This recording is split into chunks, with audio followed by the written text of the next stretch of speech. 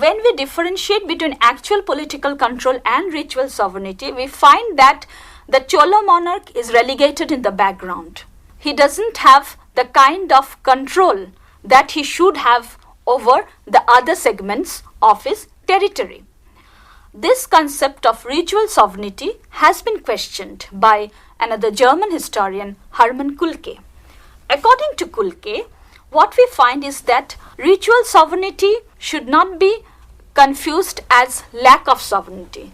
He said that in a country like India, in a traditional country, ritual is a very important part of our tradition. So it is actually ritual sovereignty is a pacemaker of power.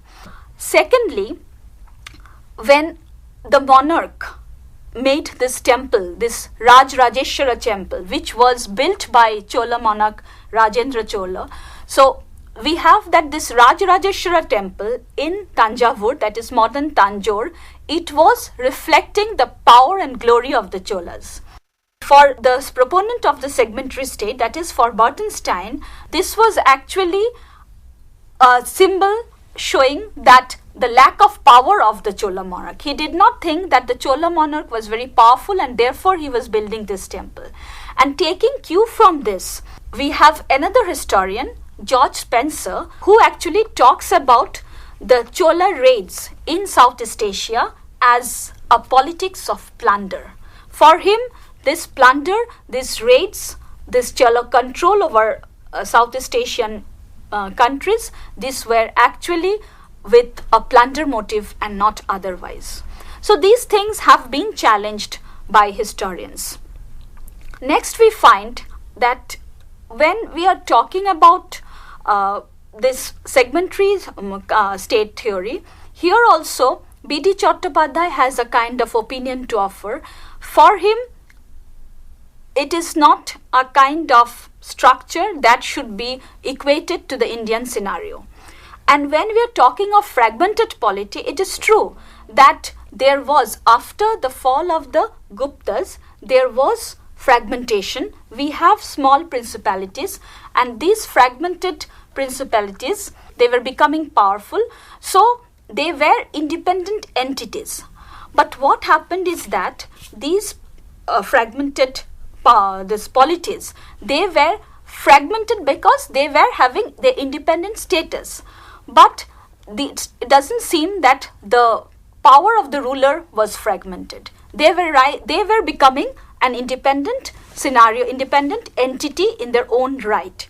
So we should not look at this kind of things from the point of view of fragmentation as the feudalist has seen this kind of polity.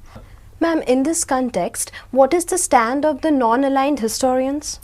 This non-aligned historian, group of non-aligned historians was formed by, or I should use the term, it was termed by Hermann Kulke when he said that the historians who do not go by the feudalism thesis or do not go by the segmentary thesis, they should form a separate group, and he calls them the non-aligned group of historians because they are not posited in the either side of the pole.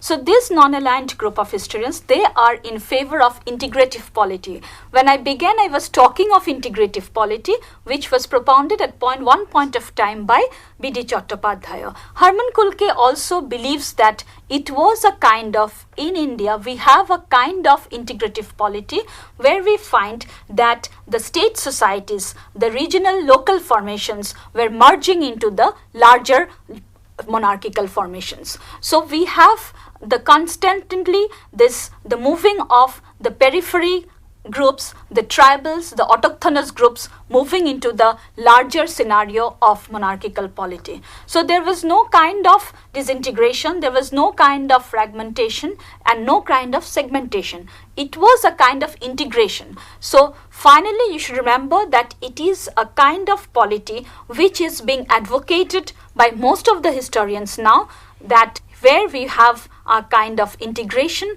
of the state societies, integration of the local level formations.